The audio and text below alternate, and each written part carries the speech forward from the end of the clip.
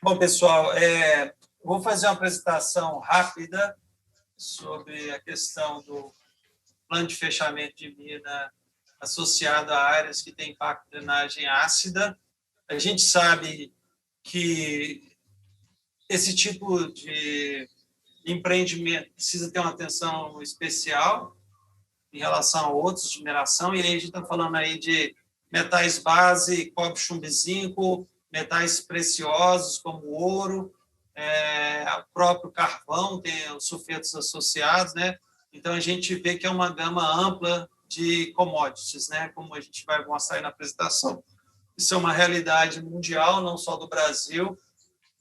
O Brasil já tem alguns casos aí já característicos, e então a gente tem que pensar de uma forma específica, né? Considerando essa questão do empreendimento e esses fenômenos que podem ocorrer. Então, o foco da minha apresentação vai ser em questão de planejamento, né?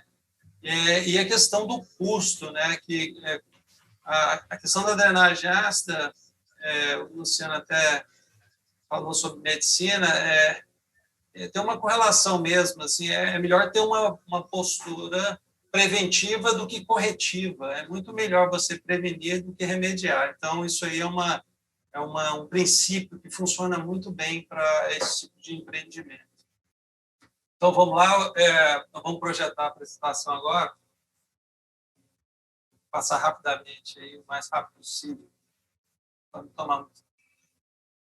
Então, a mesa redonda, o tema é como conduzir o plano de fechamento de mina em áreas impactadas pela drenagem ácida de mina. A gente conta com a participação, eu vou ser o moderador dessa mesa redonda, como presidente da ABAS, Núcleo Minas Gerais. Nós estamos contando aí com a participação do Alessandro Nepomuceno, diretor de sustentabilidade da Kinross Brasil Mineração, do professor doutor Adevani Braz da Silva, diretor da Braz Poços Serviços Limitada, do professor Adilson Lago Leite, chefe do Departamento de Engenharia Civil da UFOP, do engenheiro de Minas Antônio Leopoldo Freire, coordenador de mineração do INEMA da Bahia, e do mestre geógrafo Luiz Otávio Cruz, gerente de qualidade de solo e áreas contaminadas da FEAM. Nós montamos uma mesa redonda bem diversificada, com representantes do setor acadêmico, do empreendedor e dos agentes legisladores, né? Então, desculpa, dos agentes fiscalizadores. Só um minutinho. Vou pegar aqui o PowerPoint para facilitar.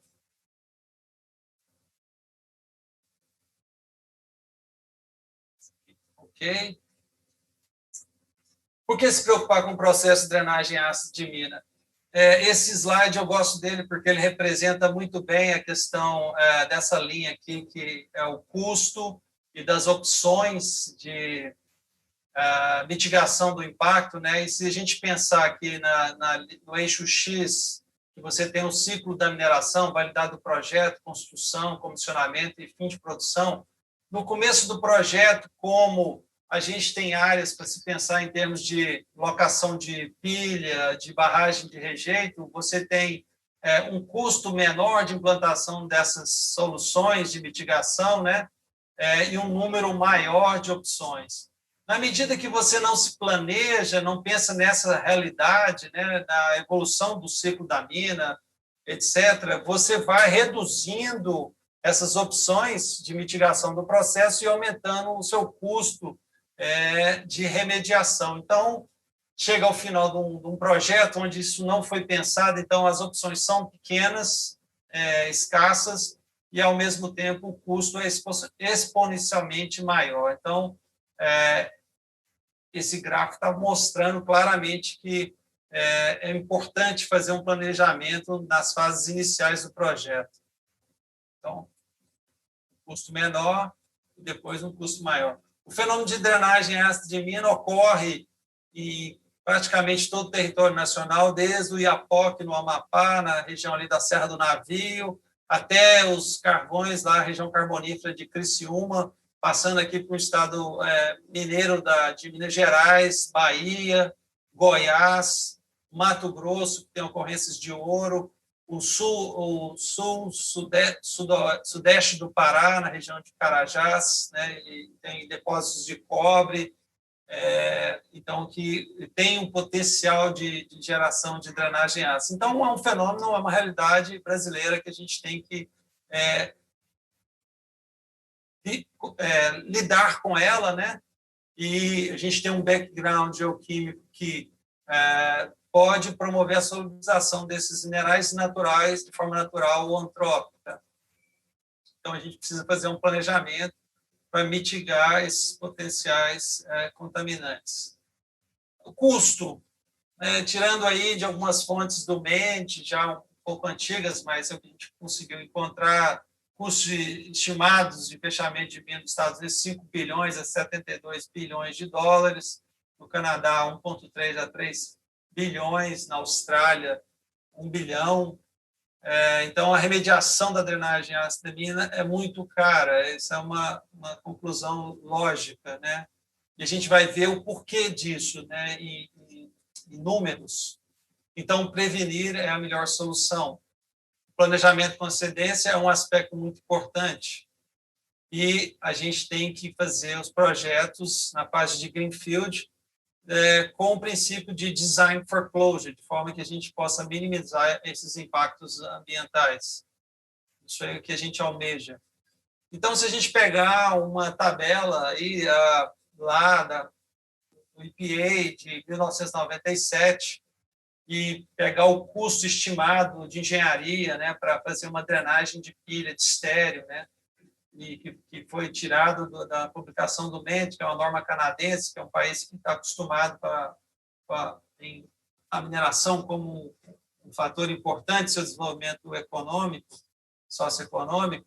A gente vai ver que as diversas tecnologias de gestão dessa drenagem, né, que vai desde direcionamento para um local específico, coletar e tratar e fazer cobertura de solos. A gente viu ontem uma palestra sobre cobertura de solo, né, que como é complexo e oneroso esse tipo de projeto, né? A gente tem um custo associado aí por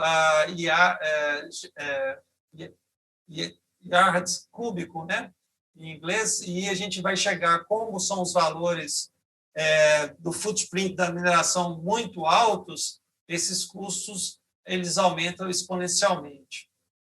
Mesma coisa para a barragem de rejeito, né, custo de coletar e tratar, o custo de tratar com cobertura de solo, ou a cobertura sintética, né, que tem uma vida útil aí de 200 anos, né, a gente vai ver que esses custos aumentam aí significativamente em função da técnica a ser utilizada.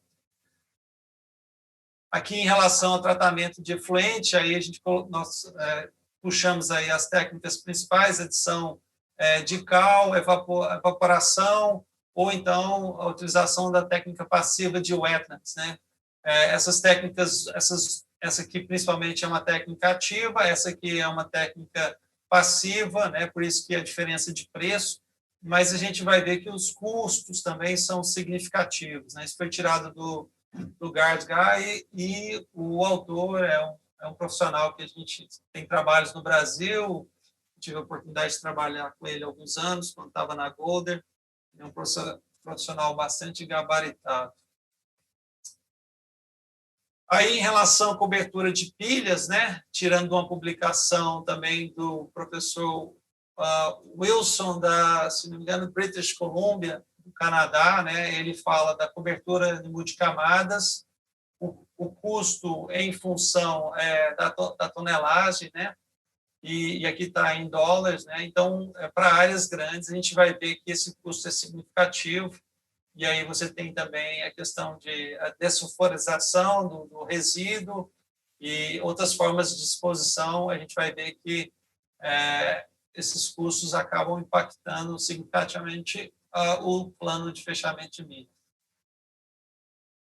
Existem hoje guias já estabelecidos, até traduzidos aí para o português, A International Council of Mining Metals traduziu esses guias aí recentemente, 2018, 2019, chamando a atenção, né, desses procedimentos, de como lidar com a questão do fechamento de minas, os objetivos, né, a visão, são as estratégias, a questão da drenagem ácida, a lixiviação de metais, né? Então, tudo isso já está, de uma certa forma, bem endereçado, né, nessa literatura internacional. Nós também temos alguma coisa na literatura nacional, vou falar mais na frente, mas falando em termos de legislação, a questão do fechamento de mina, ela começa a aparecer em 89, mas tem uma conotação muito mais econômica do que ambiental, né? Então, nessa lei 97.632 e na lei 6.938, que era exigida pelo Departamento Nacional de Produção Mineral. Então, essas normas, e até a norma NRM 20, que menciona alguma coisa sobre os impactos ambientais, a preocupação, mas elas não têm um foco muito forte nessa questão ambiental. Aí, evoluindo aí nessa questão ambiental de passivos, a gente tem um CONAMA 420, que aborda especificamente a questão do passivo ambiental, e aí a gente tem uma correlação com o fechamento de mina, porque caso esse fechamento de mina não seja bem encaminhado, pode ser que essa área se transforme em um passivo ambiental e vai ser enquadrado por essa norma. Mais recentemente, em 2001, foi soltada uma nova norma nacional em relação a áreas impactadas, aprovada pelo DNPM, e que também estava abordando só aspectos mais econômicos e não ambientais.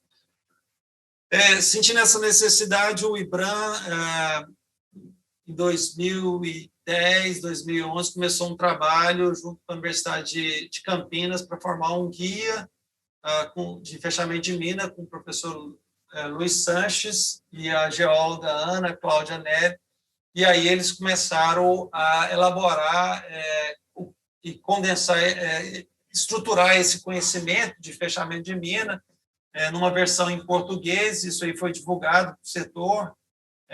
Várias empresas de empreendedores e empresas de consultoria, assim como acadêmicos, foram entrevistados.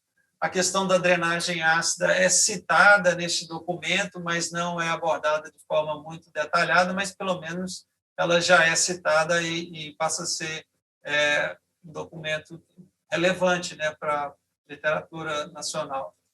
O Estado de Minas lançou uma norma, se não me engano, em 2010, que já foi revista, já tem uma versão mais atual, 2018, que aí estabelece, né, o PAFEM, que é o Plano de Fechamento de Mina, e essa norma já tem uma abordagem específica ambiental, socioambiental para o fechamento.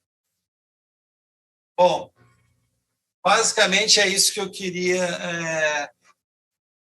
apresentar a vocês. Eu passo a palavra aí para o Alessandro, e não sei se ele tem uma apresentação ou se ele quer fazer um comentário, e depois na ordem lá dos debatedores. Não, Flávio, eu não preparei. Eu tenho alguns slides aqui, que talvez eu possa utilizar depois só para, ao final, né, da exposição, só para mostrar a vocês um pouquinho do contexto lá de Paracatu, né? Então, inicialmente, eu gostaria de agradecer aí o convite do Flávio, né, da ABAS, saúdo aí a todos que estão participando do evento. Meu nome é Alessandro Lucioli Nepomuceno, sou diretor aí de sustentabilidade, como o Flávio já falou. Eu estou há 16 anos na Kinross e sou responsável pelas áreas de saúde, segurança e meio ambiente, né? Antes de entrar no tópico específico que a gente vai debater, eu só queria ressaltar assim, a importância da relação das mineradoras, né, com as universidades, né, e esse desenvolvimento de tecnologia e inovação em diversas áreas. Nós, no Brasil, precisamos muito evoluir nessa área, né? Tem muita coisa boa já sendo feita, mas precisamos quebrar quase que um tabu, né, que existe de trabalhar com o meio acadêmico, mas a gente tem sido muito bem sucedido e particularmente nessa parte de estudos de reabilitação de áreas mineradas.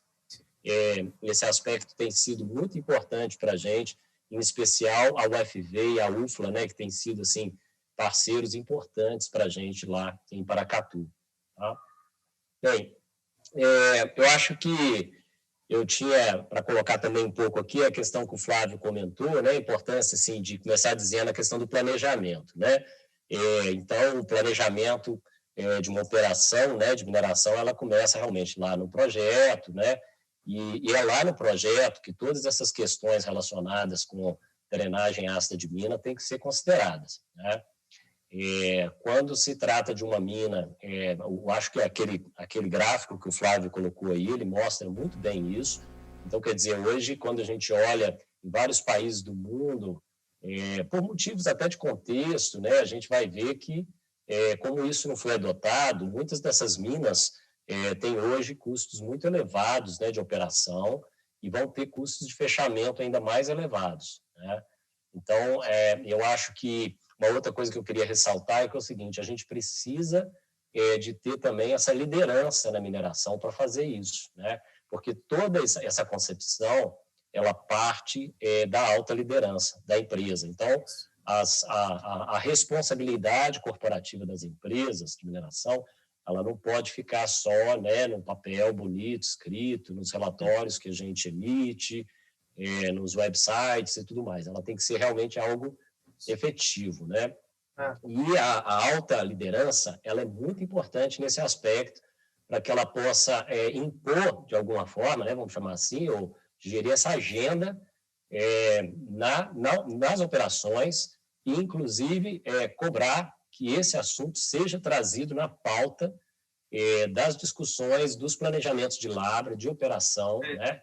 Então, essa é um pouco, assim, já contando um pouco a experiência do que a gente tem lá em Paracatu.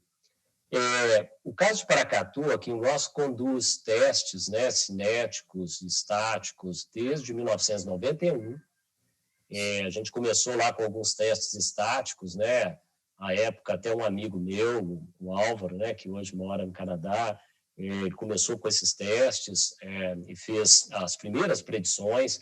À época, isso foi um pouco pioneiro, né, porque não se falava muito no Brasil. Nós buscamos um apoio até de um consultor internacional lá, o Dr. Gordon Hitsey, né, que à época não era nem um especialista só em drenagem ácida, mas tinha trabalhado no MEND, né, lá no Canadá, e tinha uma experiência também nessa área, e tinha livros escritos, né, tem um livro dele, inclusive, muito bacana, relacionado com a gestão de rejeitos, né, de modo geral, de mineração, em que ele menciona, né, o processo todo de predição.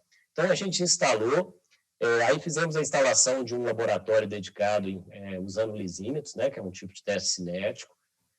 Nós fizemos vários testes, né, fizemos testes com material in natura, fizemos com coberturas, fizemos várias coisas. A intenção era a gente definir essa rota de processo e ambiental, né? E tudo isso foi complementado e finalizado, gente, em 1997. A lavra do minério sulfetado começou em 98, só para vocês terem ideia como que isso foi planejado, né? O que nos ajuda bastante. E esses estudos, eles basicamente definiram para a gente três, eu diria, controles importantes, né? Eles definiram essa rota, né? A primeira é a segregação dos minérios e do estéreo, né? Gerador de acidez e não gerador. Um banco de dados aí foi construído, né? Com as análises, e vem sendo realizadas desde então, né? Desde aquela época. A gente usou muito testemunho de sondagem, né? Porque o minério não era exposto, então a gente usou muito testemunho de sondagem para todos os testes.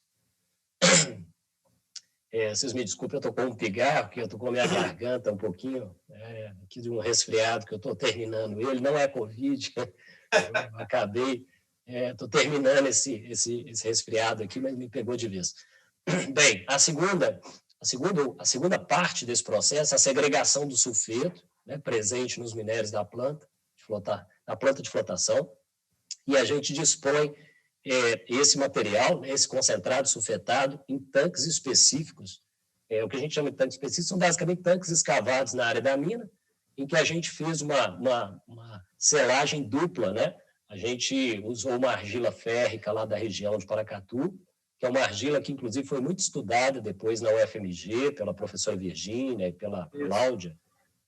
Uma argila que demonstrou, inclusive, um grande potencial de atenuação natural aí de contaminante, né? Então, a gente estudou vários materiais. E a gente também, além dessa argila, a gente usa a membrana de PAD, né? Embaixo desses tanques, nós fizemos todo um projeto para que, mesmo com tudo isso, a gente ainda faça um monitoramento efetivo de qualquer coisa que possa, de alguma forma,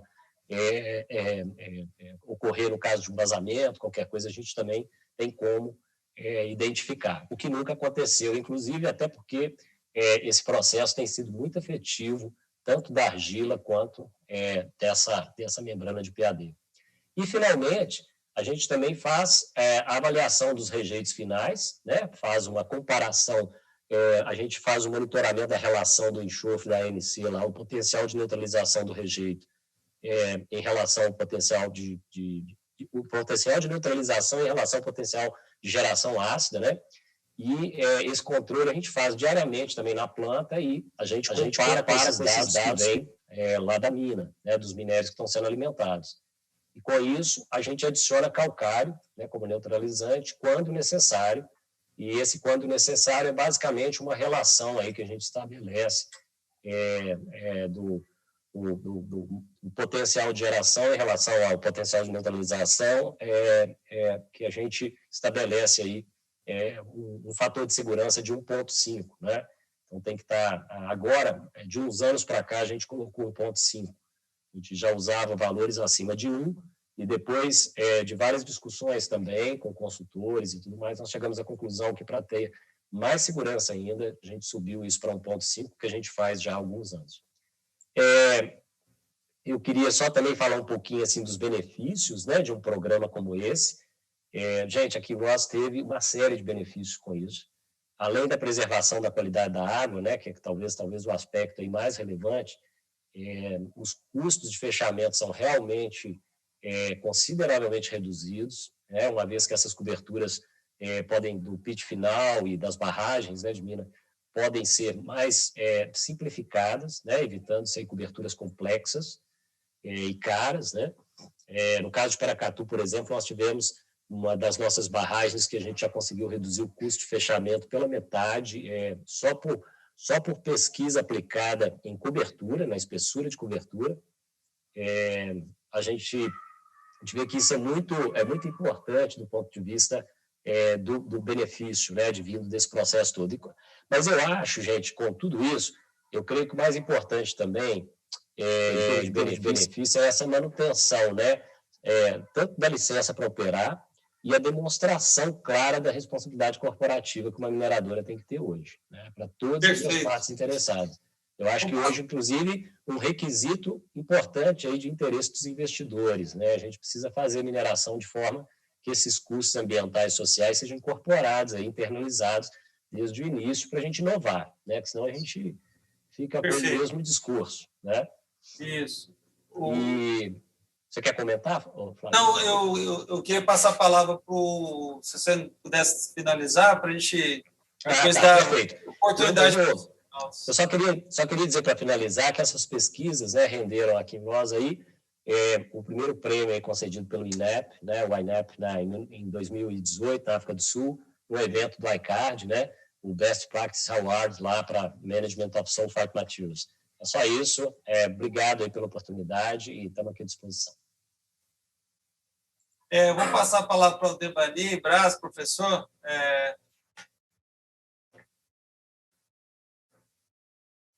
Braz. Meu microfone está funcionando? Tá, pode falar. Tá. Boa tarde. Como o Paulo falou, eu fui professor da UFMG, sou fui professor titular da UFMG durante muito tempo, mas agora eu sou aposentado. No tempo lá da UFMG, eu dava aula de hidrogeologia, meu campo de pesquisa em hidrogeologia, que por muitas vezes passava pelas minerações, né? Eu fui um dos pioneiros, né, nessa questão ambiental de meio ambiente e mineração.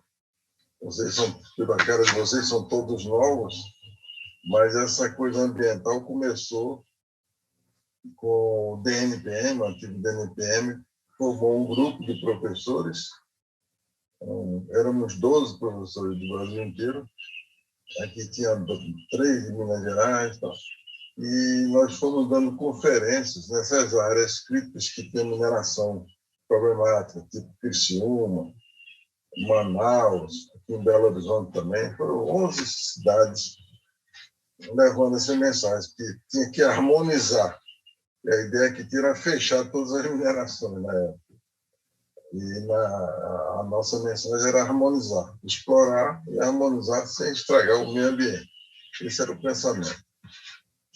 Então, rapidamente, eu vou falar a relação água subterrânea com a mineração, com a lixiviação ácida. De várias minas que eu conheci aí nesse mundo afora aí, que muitas vezes as pessoas, os construtores, as próprias minerações não consideram esse aspecto da água subterrânea, mas há uma relação íntima, né, entre a água subterrânea e a água superficial e a poluição, contaminação da água subterrânea com os aquíferos, né? Agora mesmo, na King Cross mesmo é uma área de King Ross, desculpa. É uma área que eles tomam muito cuidado mesmo, porque é uma situação crítica lá. Lá é um casco, uma região casca, que é muito perigoso do ponto de vista de contaminação, né? Eu estive em Criciúma, vi lá em Criciúma, aquela situação lá era terrível, não sei como eles estão, o Ministério Público agora está recuperar. Mas continua sendo, viu? Continua, né? Pois continua, é. certeza. Teve aquela palestra do promotor que parecia que estava arrumando, né? Não, continua sendo. Mas aí, em Criciúma, você tinha aqueles autocombustão, tinha um enxofre, cheiro de enxofre no ar. Eu falo, só faltava o diabinho lá, solto, para poder dizer que era um inferno, né? Mas era um inferno mesmo. A região do Central City, lá em Colorado, que o Flávio conhece também, né? Aquelas as minerações de ouros, os rejeitos jogados lá de qualquer maneira, porque a exploração daquele ouro lá foi na época dos índios, lá, daquelas invasões lá que matava índios. 1870, 1880. Isso, mas até hoje tem, né, Flávio? Tem menos, mas assim, o passivo está lá, mas a atividade mineral naquela região específica que você falou já diminuiu bastante, praticamente zerou. Você vê lá em Kiber, tem aquele Big Hole lá de Kiber, que eu tive lá, eles praticamente não fazem nada, não faziam, não sei como é que é agora. Mas ali tem sulfetos, tem tudo ali, né? Mas está parado quietinho lá, né? No famoso Big Hole de Kiber, né? Exato. Outra coisa importante também é que muitas vezes há um pensamento de dar uma nova utilização à área minerada no final da mineração, né? Tem vários exemplos. Aqui em Belo Horizonte tem um exemplo, que era uma mina de ferro ali no alto da Afonso Pena, né? O Parque das Mangabeiras, era uma mina de ferro lá. Eles fizeram um tratamento arquitetônico, mas eu não sei se eles estão monitorando ali, né? O ferro é muito solúvel, né? Então, provavelmente, do ponto de vista geoquímico, é uma área estabilizada, né? E o impacto do ferro é muito associado a sólidos de suspensão. Mas tem sulfeto ali também. Pouco, mas tem. Né? Não sabia. Tem. Aí, em Curitiba tem aquele Parque dos Arames, né? Também, que é uma área de uma pedreira abandonada, que eles fizeram a ocupação. Em Braga, no Portugal, fizeram um campo de futebol numa mina, muito bonito, por sinal, mas lá eles monitoram também, né? Bom, tem vários exemplos de destinação de mineração que muitas vezes, não são todas as vezes, as pessoas não consideram essa circulação de água, né? Água superficial e água subterrânea. Isso pode ser um foco muito grande e difícil de se encontrar, de se consertar. Né? Tem um exemplo lá em Denver, que não é mineração, mas é uma poluição de água subterrânea de metais. Né? Lá em Denver, no Colorado é o estado central dos Estados Unidos. Né? É central leste-oeste, central norte-sul, aproximadamente. Tanto que naquela Guerra Fria, que se tivesse qualquer bombardeio da Rússia, né, eles iam tudo lá para Colorado. Tinha lá o Central Center, que é a filial de todos os ministérios e a filial do governo federal. E lá colocaram a fábrica de bomba atômica também, né? Não sei se ainda tem, e a fábrica daquele agente laranja que era jogado no Vietnã. Muito bem, esse agente laranja vazou muito lá. Até hoje, eles tentam recuperar a água subterrânea dessa agente laranja, não consegue. Lá tem um problema sério de urânio, né? Porque tem minas de urânio lá e os Estados Unidos ainda ou fazia, né? Não faz mais tanta arma nuclear, mas na época que eu estudei lá ainda tem muito estudo sobre transporte de urânio em água subterrânea. É verdade. Em urânio, você falou, nós temos um problema de Poço de Caldas, que a mina está lá desativada e está lá com... Isso que é pouco investigado. Está lá com o tório, está lá com outros elementos. Essa é a mineração lá em Poço de Caldas, né? Isso. Bom, se a gente for citar aqui, eu até anotei aqui, mas não é o caso. Então, o problema do monitoramento também tem aqueles padrões. Né? Até a palestra anterior foi interessante, porque ele concordou com isso. Você não pode definir padrões de posto de monitoramento, você não pode definir. Mas existem as normas da ABNT, existem as normas do CETESB, mas para cada caso é um caso. Sim. E você tem que considerar aonde está aquela mina, onde está o depósito. Né? Está na zona de recarga do aquífero, está na zona de descarga. Né? Porque você põe uma planta de lixiviação, por exemplo, no área do recarga, ela não vai contaminar só aquele local. A água vai infiltrar e vai contaminar todo o aquífero. Né? Ô, Brás, você poderia já estar finalizando para a gente passar? Já estou. Vou concluir isso. O que eu queria colocar aqui é que todo mundo, você que trabalha nessa área, pensasse nessa questão da localização do problema em relação aos lençóis subterrâneos, aos aquíferos. Porque o efeito pode ser muito longo, quilômetros, dezenas de quilômetros. Tá bom? Era só isso. Obrigado. Obrigado, Brás. Agora nós vamos passar para o professor Adilson. Acredito que ele tem uma apresentação. Então, você consegue entrar como host aí? Ele vai te passar. Você está sem som. Pedindo autorização. Isso.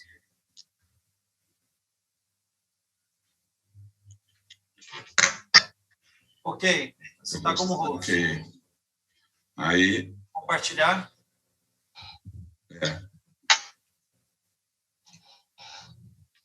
E aí?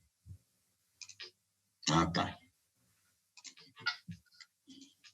Isso, perfeito. Perfeito. Aí.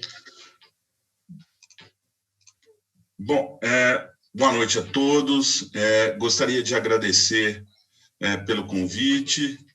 E meu nome é Adilson Leite, eu sou geólogo de formação, mas trabalho na área de geotecnia ambiental desde sempre, desde que me formei, e acabei enveredando pela área da drenagem ácida, isso há aproximadamente 20 anos, e desde então tenho pesquisado e atuado nessa área, né, em trabalhos de consultoria e trabalhos acadêmicos, né, particularmente. Né? Eu pontuei algumas coisas, né, mais a título de provocação, né, dentro da minha apresentação. Vocês estão apresentando bem, Flávio? Sim, está ótimo, está ótimo. Tá ok, então. Eu acredito que o caminho, esse caminho do gerenciamento de risco, que tem sido muito aplicado para a área de transporte de contaminantes, né, de contaminação da água subterrânea e dos solos, ele também né, deve nortear os trabalhos, o gerenciamento da drenagem ácida de mina, desde a sua concepção, né, desde o caso dos trabalhos exploratórios, viabilidade, né, comissionamento, construção, né, operação, comissionamento, e posteriormente descomissionamento, pós-fechamento, né, fechamento e pós-fechamento, todas as fases minerárias.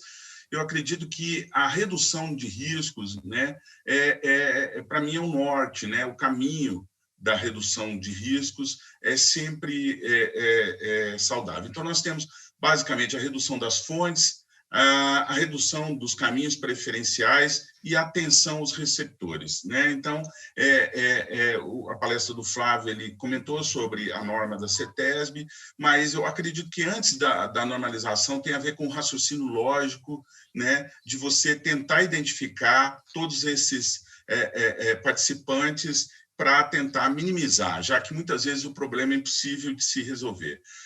Alguns pontos que eu acredito que sejam chave hoje, que tenham sido questionados sobre isso, a despeito dos ensaios, né, de caracterização e particularmente de previsão de drenagem ácida, ou predição, né, como queiram, estão relacionados basicamente com a taxa geracional, a extensão cronológica da existência da drenagem mínima, da drenagem de mina, né, ácida, e a tipologia cronológica, como que ela vai se comportar no tempo. Essas perguntas são bastante difíceis de se responder.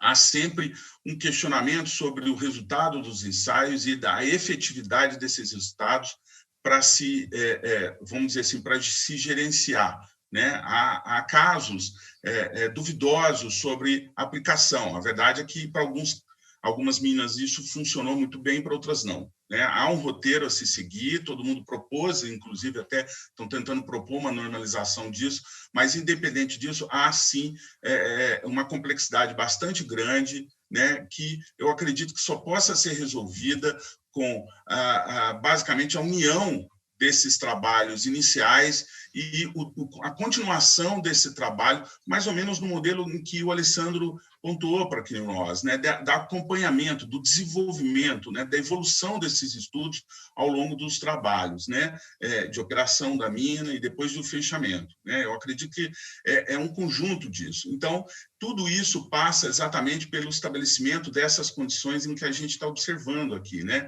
Uma caracterização bem feita, o estabelecimento de um background ou de um baseline, existe uma certa diferenciação, né, nessa cultura do que é realmente um background, o que é natural e o que é antrópico, né? A questão da existência dos pontos críticos, né? A identificação desses pontos críticos, né? Há sempre essa tendência a chegar nisso em mina. Ensaios laboratoriais de campo apropriados, a questão de partir para as modelagens, a questão do monitoramento, a calibração e a retroalimentação contínua, quer dizer, desses dados. Quer dizer, não adianta só os trabalhos iniciais, obviamente, à medida que a mina vai se desenvolvendo, né, aproveitar esses dados de desenvolvimento, e uma coisa também importante é a interlocução entre as diversas áreas, né? É verdade que os trabalhos de exploração eles são mais específicos, mas é possível aproveitar esses dados. A verdade é essa, né? É possível aproveitar os dados de exploração de alguma maneira, né? Então, há sim uma necessidade dessa interlocução. Bom, é óbvio que para o fechamento de mina, a tendência são as tecnologias passivas, assim como aconteceu para gerenciamento de área contaminada, porque elas são mais baratas, mais fáceis de implementar. Mas, como foi pontuado até pelo Michael, as taxas, e por outras pessoas nas palestras, né, as tecnologias passivas elas se aplicam a pequenas, vamos dizer assim, não a casos graves, né, com baixíssimos pHs e com a carga contaminante muito grande, e isso, obviamente, que pode inviabilizar muitos casos. Mas a tecnologia passiva ela pode funcionar desde o começo da mina, né? Então, nós temos a disposição subaquática, lagados, coberturas, zoneamento, né, o blending de materiais geradores e não geradores, né, acho que esse caminho tem ajudado. Então, pode não ser um único método, né, pode ser, mas também pode até servir como polimento, como técnica de polimento, como técnica de refinamento, né? Isso tem sido muito aplicado com sucesso também no mundo afora, né? Então, eu gostaria de pontuar aqui, eu sei que o tempo é curto, 2 casos típicos, né? Um caso, o professor Adelbani acabou de mencionar, que é o caso lá de Caldas, em Minas, que é a mina da INB, né? O complexo industrial foi a primeira mina de urânio do país.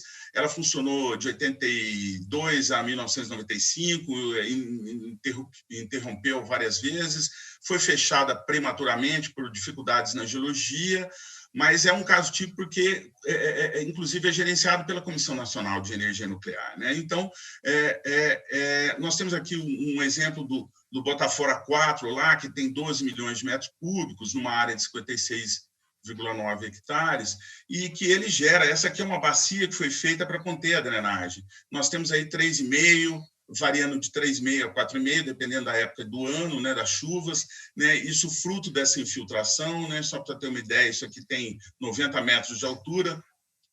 Então, é um problema, a Golder tem atuado agora no descomissionamento desde 2015, mas ainda os trabalhos são longos e problemáticos, né, principalmente porque há a presença dos radionuclídeos, né, particularmente o tório, né.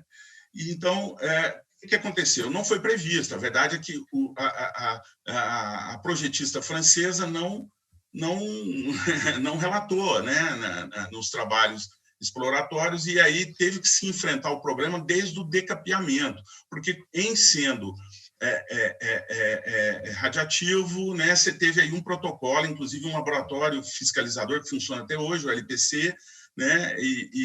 Então, complexo, né? Aqui tem a cava da mina, né? A disposição daquele Botafora e da cava da mina, onde você tem que bombear isso aqui ininterruptamente, dessa bacia 24 horas, isso desde 1995, né? Você tem aí já o fechamento da mina, mas mesmo durante a operação você teve já ações de redução, né? Então, você vê como é difícil, né?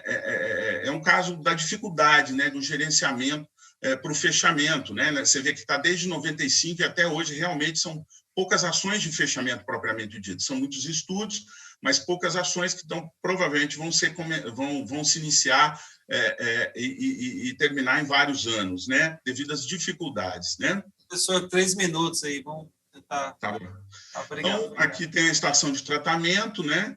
E que vai ter que funcionar ad eterno se não forem tomadas medidas, né? Aproximadamente $1 milhão por ano só de insumo, tá? Cal hidratada, basicamente, né? E outros floculantes. Um outro caso, não é da área de mineração, mas eu não posso deixar de falar, porque foi muito interessante, que é da construção da usina de Irapé para a CEMIG, né? No Vale de Jequitinhonha. É uma barragem, a maior barragem de hidroelétrica do Brasil, com 200 metros de altura, né? Uma obra de grande envergadura no rio Jequitinhonha.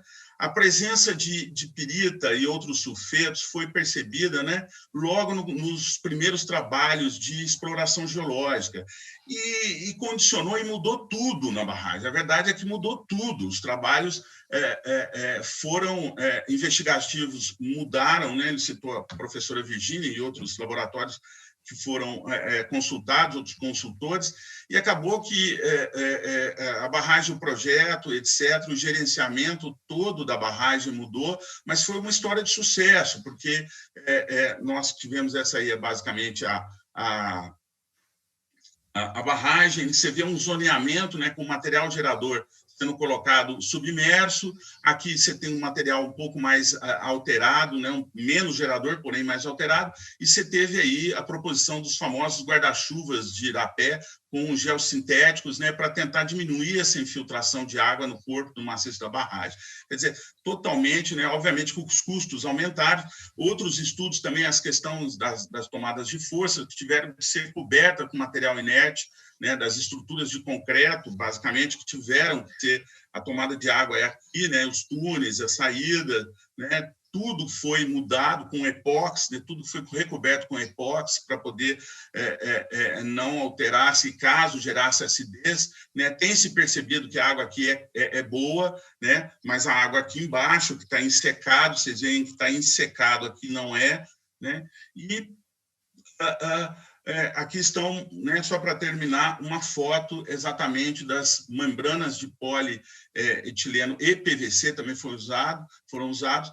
Você tem aí um recobrimento constituindo os guarda-chuvas, né? Quer dizer, como que, vamos dizer assim, uma estrutura ativa, quer dizer, como que um ativo, né, ele pode gerar custo e pode se resolver. E como os passivos, que normalmente é tratado a drenagem ácida como passivo, né, é diferente vamos dizer, a abordagem, eu acho que tem que se tratar de alguma maneira como ativo, tem que mudar a cabeça e a cultura, né, dos gestores para que se possa economizar dinheiro, né? Então, seria basicamente isso.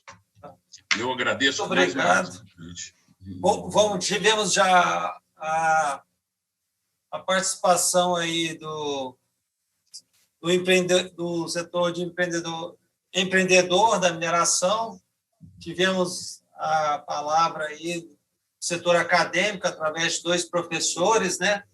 E agora vamos ver os comentários aí do setor de fiscalização, né? Aí nós vamos agora ter a palavra do engenheiro de Minas, Antônio Leopoldo Freire, que é o gerente lá do INEMA da Bahia, que lida com as questões de licenciamento ambiental, lida especificamente com o setor de mineração, né? Então, com a palavra aí, Leopoldo. Seus comentários. Não está saindo o som. É só ligar o microfone. Agora sim. Perfeito. Boa tarde a todos. Boa tarde à mesa, né?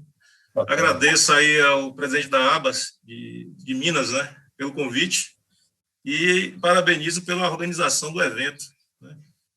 Esse é um tema de drenagem ácida, é um tema super interessante, né, e fundamental para a instrução da parte de regulação, né? Eu fiz uma apresentação para a gente fazer vou disponibilizar para vocês.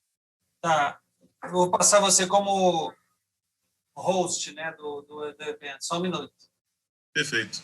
Aí você vai, quando der certo, você vai carregar. Posso? Ok, pode.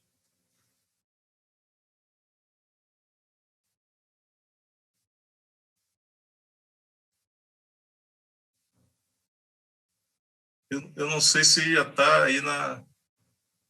Está aparecendo já. Está aparecendo? Tá, pode ir no primeiro slide e botar no modo apresentação. Bom, para quem não me conhece, eu sou Leopoldo, né? Me chamam mais conhecido como Leopoldo Freire, né? Sou especialista em meio ambiente e recursos hídricos há 20 anos no órgão ambiental do Estado da Bahia, né? Sou engenheiro de formação e tive a oportunidade de ser professor substituto da Universidade Federal da Bahia por 2 anos, na disciplina de mina subterrânea e proteção e higiene no meio ambiente. Bom, aí a gente apresenta a evolução, né,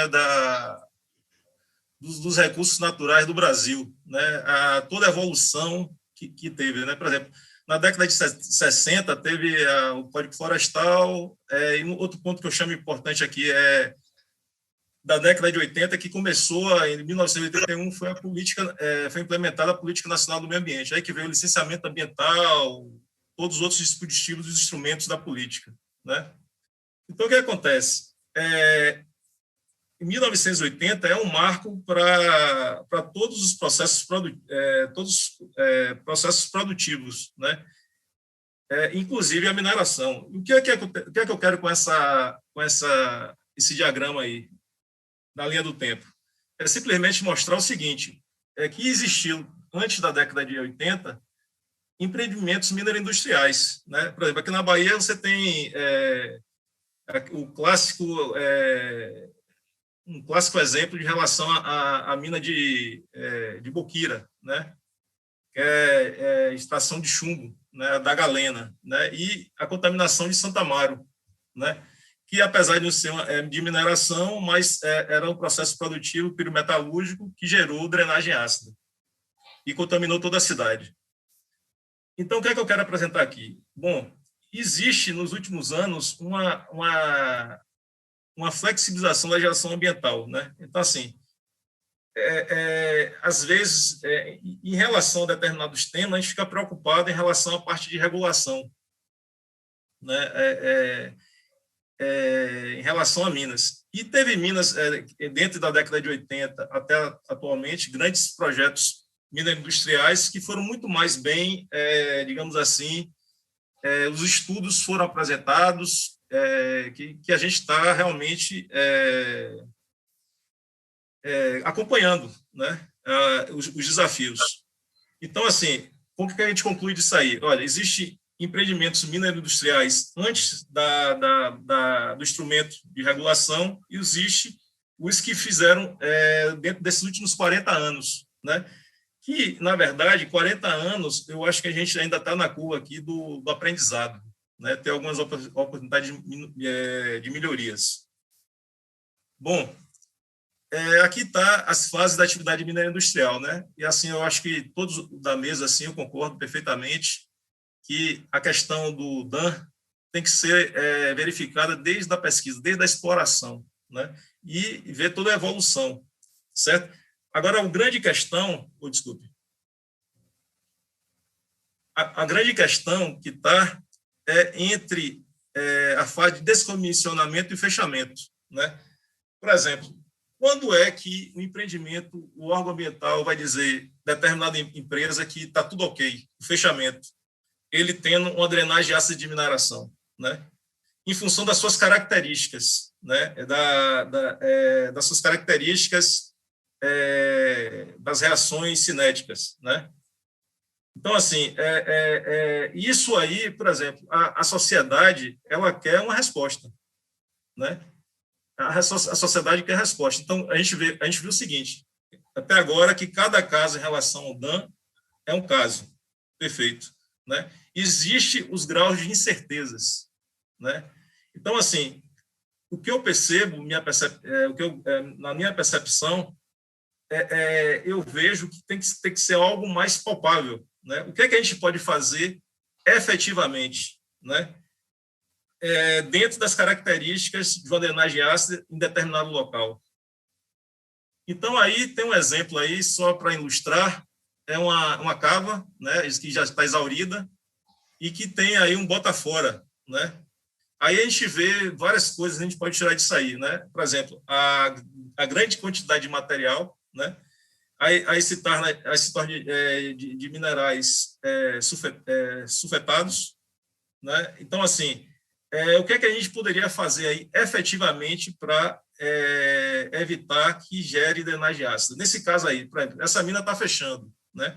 Quanto tempo entre o descomissionamento e realmente o fechamento dela, o órgão ambiental dizer para a empresa, está tudo ok, né?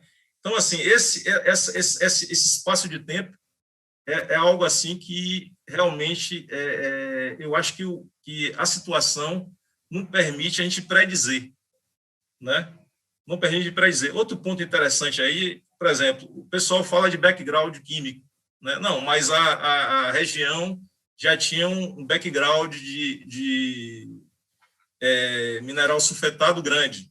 No entanto, uma coisa, ele está in natura, né? Coberto por todo um estado de equilíbrio natural. A outra coisa é você tirar dele do local, fazer diminuir, né? Em granulometria e facilite a lixiviação. Então, nessas considerações, então o que eu queria mostrar é o seguinte: por exemplo, o teor elevado de minerais sulfetados in natura, né, que seria o background, né? Então, assim, só as pesquisas poderiam dizer o que às vezes determinadas empresas falam o seguinte: não, mas a região, a área já tinha um background alto de minerais sulfetados. mas não quer dizer que naquela novo estado de equilíbrio, aquele mineral, de certa forma, pudesse diminuir a qualidade da água da região. Outra coisa importante, que é a característica do DAN, né, são a oxidação dos sulfetos. É inicialmente uma reação cinética lenta, né, que pode ser ainda mais retardada ainda se você tiver os carbonatos, os alúminos silicatos, né, e às vezes também matéria orgânica. Então, assim, ao longo do tempo, quando isso for consumido, né, você vai ter realmente, a depender da quantidade, você pode ter a sua curva de pH pode cair, né? Você pode ter, ao longo do tempo, você pode ter, por exemplo, o que acontece? Um determinado empreendimento faz um monitoramento, ele mostra para o órgão ambiental, tá ok, não tem problema nenhum, né? Mas a gente sabe que, ao longo do tempo, isso pode alterar, né? Então, o monitoramento, ele se faz necessário ao longo de todo o tempo, né, enquanto tiver aquela situação, né? Então, isso aí vai ser através de estudos que vai predizer aí o tempo necessário. Mas, assim, eu entendo assim, na insegurança dos dados em relação a isso. Por exemplo, e outra forma, dependendo do caso, ela pode ser catalisada, né? Processos microbiológicos que atuam principalmente quando o pH da água atinge valores inferiores a 3,5. Então, assim, você tem várias situações onde ela pode ser retardada ou ela pode ser catalisada, né? Então, e outra consideração, né, em relação assim, é o desafio, né, de você evitar que as superfícies de rejeitos estéreis contém minerais sulfetados fiquem expostos a condições oxidantes, né? Em presença de água, é fundamental para a preservação e minimização do dano. Por exemplo, a gente tem minerações aqui que num semiárido, né? Que realmente chove pouco, né? Então, assim, essa é uma condição que realmente você talvez não tenha problema, mas isso também tem que ser baseado em estudos, né? Então, assim, o que estava o que a mesa apresentou anteriormente e agora, né? Você tem cada caso é um caso a ser analisado, né? Exatamente. E aí tem que a discussão da gestão de resíduos e geração de drenagem ácida de mineração exige um exame aprofundado de aspectos geotécnicos, hidrológicos, hidrogeológicos, climáticos, físico-químicos, químicos, microbiológicos, econômicos e ambientes, entre outros, né? O que foi que todos os participantes da mesa falou, de certa forma, sobre isso, né? Mas uma questão que a gente tem que tomar, assim, que tem que ser realmente uma prática, é que isso seja executado desde a fase de exploração. Isso, correto. Né? Justamente para justificar até o que o Flávio Vasconcelos apresentou e os outros colegas aí apresentaram. Né? Sim. E, bom, drenagem ácida, realmente, a gente viu aqui que é um desafio ambiental, econômico e dinâmico, né? E que requer abordagens sustentáveis, né? Não adianta e eficiente, né? Então, assim, para finalizar, eu acho que é o seguinte: a gente tem uma situação em que tem que determinar, né, o ponto, né, entre o descomissionamento e realmente o fechamento da mina, né? Quando é que a gente pode dizer para a sociedade, né? E quando é que a gente pode dizer para o empreendedor, para empresa, que realmente, você está tudo ok, né? Então, assim, é uma casa assim realmente que, através de debates, para que a gente vai chegar nesse entendimento. Muito obrigado. É o equilíbrio entre o meio ambiente e a mineração, né? Que é a sustentabilidade. Agradeço aí a atenção de todos aí. Obrigado, Leopoldo. Muito boa a sua apresentação, gostei muito. Vamos passar a palavra rapidamente agora para o... Você sai como host e nós já passamos para o Luiz. Tá? Luiz é geógrafo, mestre em geografia e gerente de qualidade, solos e áreas contaminadas. Então, agora nós vamos ter uma visão da questão do passivo, né? Então, às vezes, nem todo estado tem uma legislação específica para fechamento de mina, como nós temos aqui em Minas Gerais, mas nós temos uma legislação nacional de passivos, e aqui em Minas Gerais a gente tem as duas coisas. A gente tem uma legislação para fechamento de mina e uma legislação estadual para passivo. O Luiz pode falar com mais propriedade sobre esse assunto. Com a palavra, Luiz. Bom, boa noite a todos. Obrigado, Flávio, pelo convite. Agradeço a participação aqui nesse evento. Cumprimento os colegas. Parabenizo pela apresentação de todos. Permito-me, Flávio, começar colocando 2 assuntos aqui, antes de falar da legislação, que norteou muito a apresentação e a fala de todos, que foi a questão da prevenção, né, planejamento e prevenção, e a questão da correção, que permeia a aplicação da própria legislação. Quer dizer, do que foi falado, né, e do que foi apresentado durante as apresentações, fica claro que a questão do planejamento e a questão preventiva ela é essencial, né, no planejamento e operação das minas. Isso é uma coisa que atualmente não se pode deixar de fora, com implicações de não atender os requisitos até dos órgãos ambientais e ter problemas com o Ministério Público. Então, das questões relacionadas ao que foi falado de drenagem ácida, né, se já é esperado, né, como o caso do nosso colega da Kinross, já era esperado e eles implantaram um monitoramento, um estudo anterior, e no caso de Irapé também, identificado o problema, já foi tratado preventivamente, né?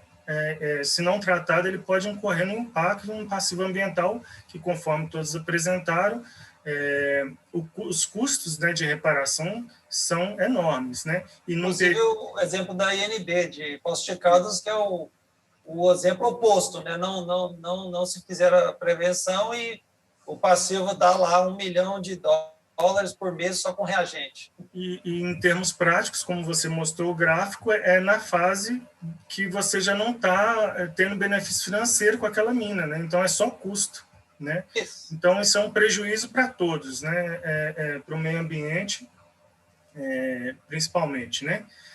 Aí tem a questão do caráter corretivo, né?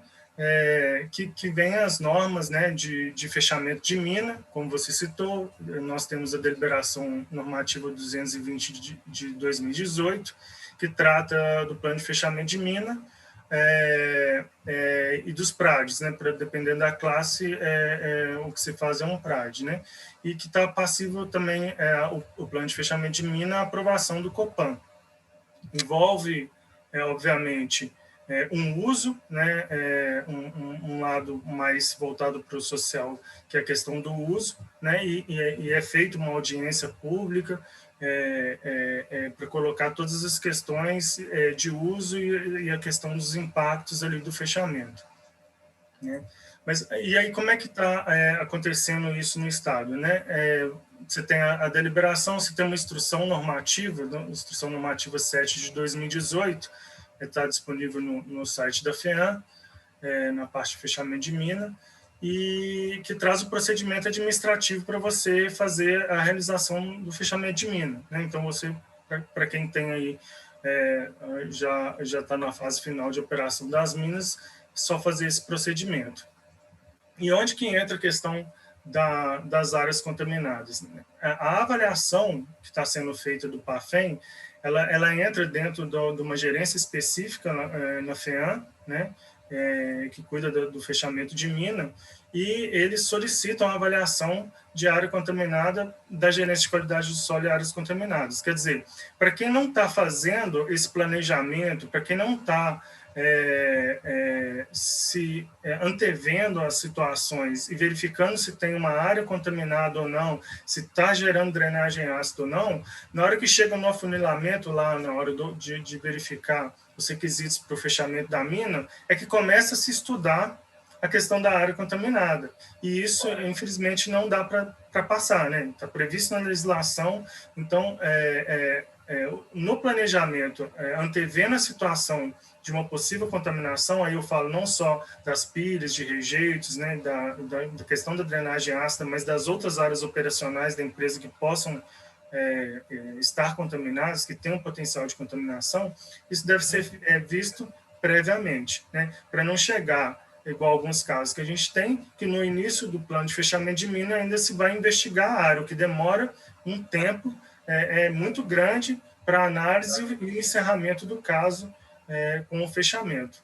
Correto. Aí o nosso colega da Bahia, o Leopoldo, colocou, né, como é que a gente entrega, né, como é que é a finalização do procedimento de áreas contaminadas, a gente chama até reabilitação, né, reabilitação de áreas contaminadas. Dentro do fechamento de mina, ele iria ter uma reabilitação para o uso, né, que é considerado os riscos, né, o Flávio fez aí um estudo de avaliação de risco, é considerado os riscos identificados e realizadas as intervenções, remediações necessárias para que diminua os riscos a níveis aceitáveis para aquele uso específico da mina encerrada. Então, se for colocado um parque no local, vai ser avaliado os riscos de implantação do parque, colocadas questões de remediação necessárias para que aquele risco não aconteça, e atendendo os critérios, a área pode ser, sim, reabilitada por aquele uso específico, com ou sem monitoramento posterior, que também seria uma medida de controle institucional para verificar que não tem risco. Então, a gente consegue, sim, falar qual que é a etapa de encerramento do plano de fechamento de mina ou de uma área que esteja contaminada, através desses procedimentos da legislação. Então, esse é o aspecto da legislação. Nós temos a CONAMA 420, que foi apresentado por vocês, e a DN, Deliberação Normativa, conjunta Copan-CRH 02 de 2010, que é a legislação específica aqui de Minas, né? E os procedimentos que a gente adota, os procedimentos da ABNT, né? Alguns procedimentos da EPA, para avaliação de risco ecológico, para a realização desses estudos. Tá, muito bem. Finalizou, Luiz Otávio? Sim? Bom, eu queria só parabenizar a todos os debatedores dessa mesa pela a exposição muito rica, né, de aspectos relacionados a fechamento de mina e drenagem ácida. Eu achei muito interessante, né? Depois eu só vou arrematar todos os comentários, né, para sintetizar o que foi apresentado aqui, e depois eu vou abrir questionamentos para os internautas, senão eles vão embora. Então, aí nós vamos só fechar em 5 minutos, e depois nós vamos deixar mais 15 minutos aí para os questionamentos direcionados a qualquer debatedor.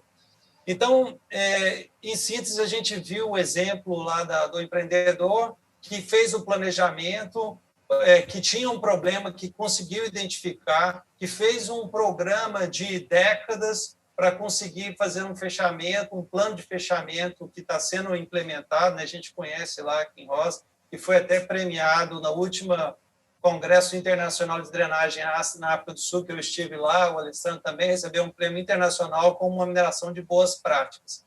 Então, o que a gente está vendo? Que realmente precisa ter um planejamento antecipado de forma que essas soluções sejam encaminhadas. Esse tempo que o Leopoldo questionou, ele é factível de ser determinado, só que precisa de estudos.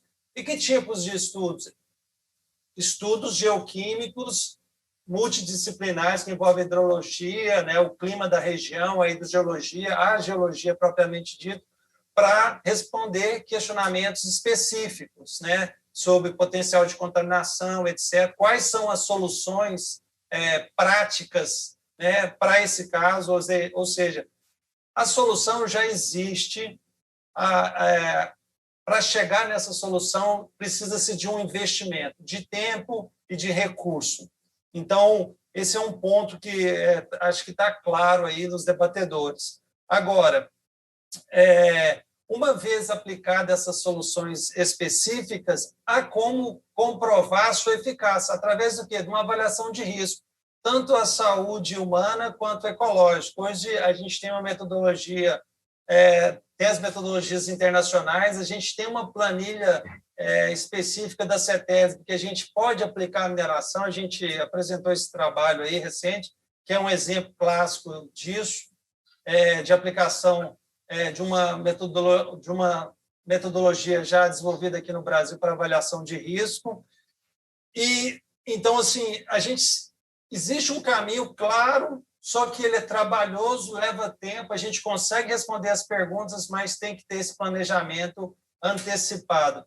Em relação a uns questionamentos que o Leopoldo falou sobre o background, a gente tem que diferenciar o background de exploração mineral do background ambiental. São coisas totalmente distintas. E a CONAMA 420 deixa isso claro. Então, o argumento que a região tem um background geoquímico alto provavelmente está relacionado à exploração mineral. Para fazer essa resposta em relação ao ambiental, tem que fazer um estudo específico, que foi o que a gente apresentou naquele trabalho lá de Pilar de Goiás. Então, foi aplicando uma norma nacional relativa a passivos ambientais, entendeu? Que a gente chegou à explicação. Olha, o background aqui em relação a arsênio e cromo é elevado, não adianta tentar remediar níveis de valor de investigação que não vai conseguir.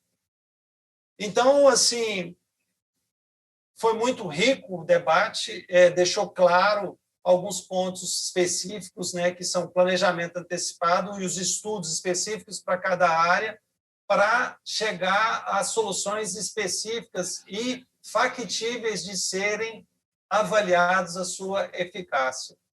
Então, com isso, eu vou abrir aqui aos questionamentos e que vão ser direcionados aos senhores aí pelos próximos 15 a 20 minutos no máximo, se eu posso contar com a paciência de vocês.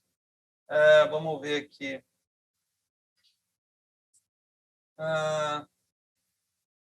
Bom,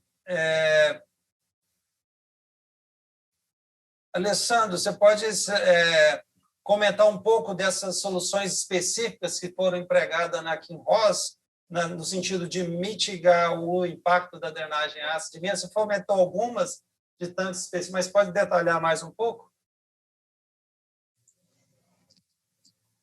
Bem, vamos lá.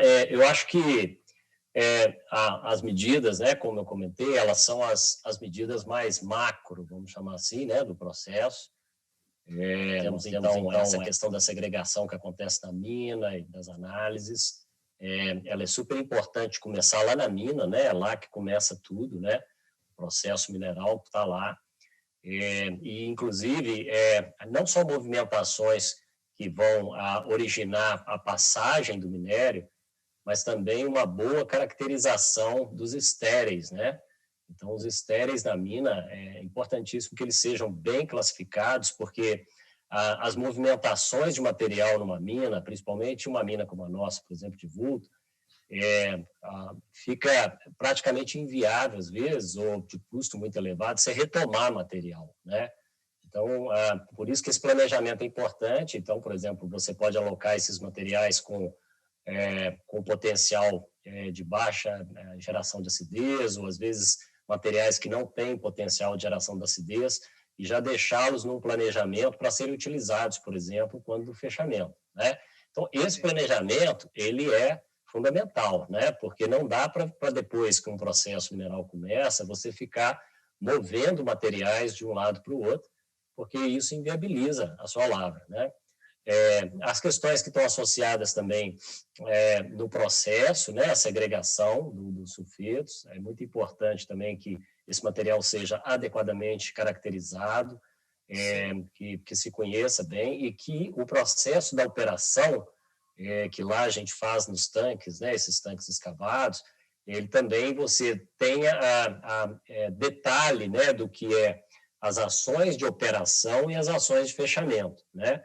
Então, você faz uma programação para que você, durante a operação, por exemplo, você mantenha a coluna d'água, né, sobre esses materiais para evitar oxidação, e depois, quando do fechamento, você faça uma programação para que você possa fazer a remoção dessa água com a cobertura, em específico durante os processos em que você não tem chuva, por exemplo, né? Então, você remove essa água e faz, né, a cobertura adequada, e aí sim você já faz uma reabilitação já estudada, põe a cobertura, faz a reabilitação com as espécies que, inclusive, você estudou. Lembrando que algumas dessas áreas é muito importante também que as pesquisas indiquem quais os tipos de espécies, né, que você vai utilizar, porque como as coberturas são basicamente o que faz o efeito protetivo, né, de proteção do material. É importante que as espécies, por exemplo, não tenham raízes profundas, que não tenham manutenções exageradas, né, ao longo do tempo, né? Tudo isso é importante de ser considerado aí na concepção do fechamento, né, no caso do fechamento. E depois tem a questão do controle que é feito, como eu mencionei, né, por fim, lá na planta, aonde o controle também é muito importante dos rejeitos finais, porque o fato de você às vezes fazer uma segregação também, você ainda você fica, né, com um material ainda residual, e esses materiais, quando você faz uma disposição, é muito importante que você controle eles durante a operação também, para que eles não fiquem concentrados em praias, né, que você tenha isso bem distribuído, e que também você tenha um material neutralizante suficiente e distribuído de forma homogênea dentro da sua barragem, né? Assim, então, esses processos, o plano de disposição também do rejeito, ele é muito importante, né, nesse contexto. Com certeza. Uma questão também, o investimento nisso tudo, número de amostras, foi montado um laboratório específico na área da mineração, né? Às vezes eu percebo que o empreendedor não tem a dimensão do investimento que é necessário para chegar nas respostas específicas, né? Então, como foi debatido muito ao longo desses 2 dias, não tem como você ter um ambiente complexo e procurar soluções simples, né? Você tem que ter uma investigação muito grande. Você poderia falar um pouco, ou então talvez o professor aí, Adilson, comentar sobre essa questão investigatória, número de amostras, tem alguma... A gente sabe que no MEND tem alguns procedimentos, não existe regra, mas assim, qual que é o esforço amostral para chegar na resposta de questionamentos específicos? Adilson. Bom, a questão começa toda já na fase exploratória da caracterização das chamadas, pela definição das chamadas unidades geoquímicas. Esse conceito de unidade geoquímica tem a ver com a própria drenagem ácida. Isso não era... É um conceito relativamente antigo, só que não é aplicado. Então, você não é só a questão de ser PAG, né, gerador ou não gerador, né? Tem gente, né? A questão é de você também caracterizar as fases transicionais, né? O Alessandro pontuou bem o estéreo. Então, você tem, primeiro, já nesses trabalhos exploratórios, já a definição dessas unidades geoquímicas. E, a partir da definição dessas unidades geoquímicas, você vai ter que trabalhar com a questão da representatividade das amostras, da estatística, certo? Todo um trabalho investigativo que vai se basear nos dados gerados, né, desde esses trabalhos exploratórios e durante o desenvolvimento, né, toda a fase de desenvolvimento da mina. O ganho de informações ele é constante e contínuo, né? Então, acredito que a definição das unidades geoquímicas talvez seja, vamos dizer, se elas podem, inclusive, mudar ao longo do tempo, né? Esse conceito, eu acho que talvez seja um dos mais importantes, né, para que se possa estabelecer, né, não só pague, mas o que é intermediário, que é neutralizado. A amarração geológica, né, da categorização, né? Você tem que estar amarrado à geologia. Na realidade, não é só... É um conceito de unidade geoquímica mesmo. Ela ultrapassa o conceito geológico, né, meramente, mas para ser um conceito geoquímico, de gerador, de neutralizante, de características geoquímicas, né? Eu acredito que seja a abordagem mais precisa para isso. Eu gostaria que o professor Braz, comentasse sobre a questão de monitoramento, que a gente sabe como o ambiente é complexo e os ensaios têm limitação, né, de previsibilidade. Então, uma estratégia é monitorar o meio ambiente, e monitorar o meio ambiente subterrâneo é de fundamental importância, né? Então, às vezes, você faz um estudo geoquímico, tem uma ideia do que pode acontecer, mas recomenda-se que se faça o monitoramento, a instalação de postos de monitoramento a montante e a jusante dessas unidades operacionais. Como é que você vê isso, professor? Desde o começo desses monitoramentos é aquela história, né? Força montante, força jusante, né? Isso. Mas e embaixo e em cima, que a água infiltra, né? E dependendo do tipo de mineração, né? Se for mineração de rocha decomposta, essa infiltração é mais rápida. Se for em aquífero, se for em rocha fraturada, a infiltração também é mais ligeira, mais rápida. E em aquífero, em zonas cársticas, é uma situação mais crítica, né? Sim. Então, você tem que, não é dispor os poços, os pontos de monitoramento, dispor geometricamente, né? Um a 10 metros do outro, a 50 metros do outro, mas sim em função do que você está querendo saber, né? Da modelo conceitual, né? Da área. Tem que ter uma base, tem que ter a palestra anterior, o cara falou isso. A pessoa falou isso. Não, tem que saber o que é que você quer. Mano. Qual é a pergunta que ele falou, né? Exatamente. Então, você tem que responder essa pergunta. Esses manuais da BNT que falam um em cima e dois embaixo, não sei o quê. Mas Sim. não é válido, não. Tem que ser em cima e embaixo e tem profundidades diferentes. Tem um exemplo de uma barragem aqui na entrada de Ouro Preto, da Pau Branco, mina Pau Branco, né? Na mina Pau Branco. Tem uma barragem de registro que não dá nem para ver que era muito bem feita, muito coberta. Na beira do asfalto ali, na entrada de Ouro Preto, do lado direito. Barragem enorme, que já encheu, já ampliou e tudo.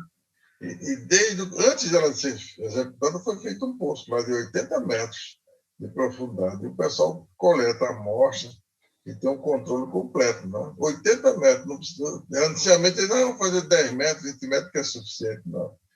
E aí eles controlaram, até hoje não deu problema nenhum. Entendi.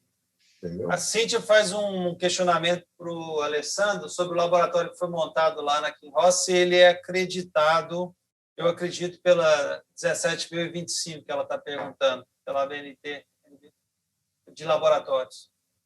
Não, a gente não fez a acreditação do laboratório, até porque, à época, a gente tinha um laboratório que era assim, a gente ainda não tinha as informações muito consolidadas, né? E o tipo de laboratório não tinha, ele não era um laboratório muito convencional, né? Assim, era algo que era baseado do conhecimento, né, que existiam de alguns consultores, né? Especificamente o professor Gordon Hitze, né, que nos apoiou na montagem desse laboratório, com informações assim das amostras, né, e também a estrutura, né, que ele já tinha conduzido os testes dele com sucesso no Canadá, e a gente adaptou, né, para cá com o apoio dele. Mas a gente não pensou em fazer uma certificação à época, né? Isso lá em 1993, tá bom? Ótimo. Pessoal, nós estamos chegando aí a 1 hora de mesa redonda, exatamente. Então, eu queria agradecer a participação de todos. Eu acho que essa mesa redonda ela foi muito profícua no sentido de deixar claro a importância do planejamento com antecedência, a necessidade de fazer estudos específicos para responder questões específicas, né? E que as soluções técnicas estão aí nas prateleiras, né? Do conhecimento acadêmico, do conhecimento tecnológico, né? Basta fazer o devido investimento para chegar a essas soluções. e existe a forma de comprovar essas soluções através de estudos específicos, monitoramento, avaliação de risco, enfim. A solução está lá no meio ambiente, lá fora, é só a gente fazer o esforço técnico de correr atrás para conseguir encontrar a resposta desejada.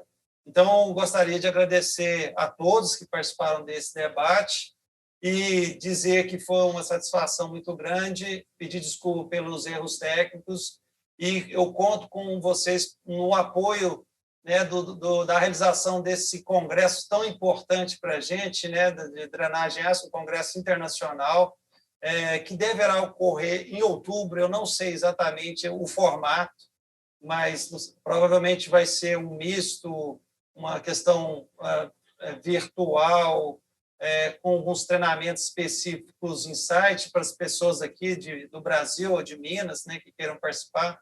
Mas o meu desejo é que ele ocorra, de fato, em outubro, e eu conto com o apoio de vocês e de todos os patrocinadores, apoiadores, né? A ABAS conta aí com o apoio do IBRAM, da ADIMB, de instituições internacionais, como a própria INEP, né? Que o Alessandro é representante.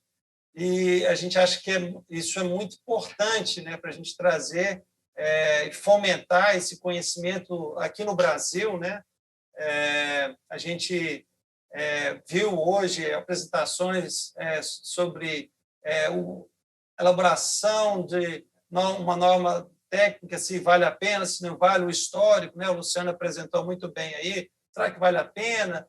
Existe já essas normas lá, mas o conhecimento, a massa crítica é muito limitada, então a gente precisa fomentar esse conhecimento, porque isso é para o bem da sociedade, e eu acho que é isso que todos aqui estão na mesa, objetivo como meta final, né? Então, eu gostaria mais uma vez de agradecer a presença de todos e contar com o apoio de vocês para a realização desse congresso tão importante para todos nós. Muito obrigado e até a próxima. Obrigado, Flávio. Obrigado. Obrigado a todos. Falou.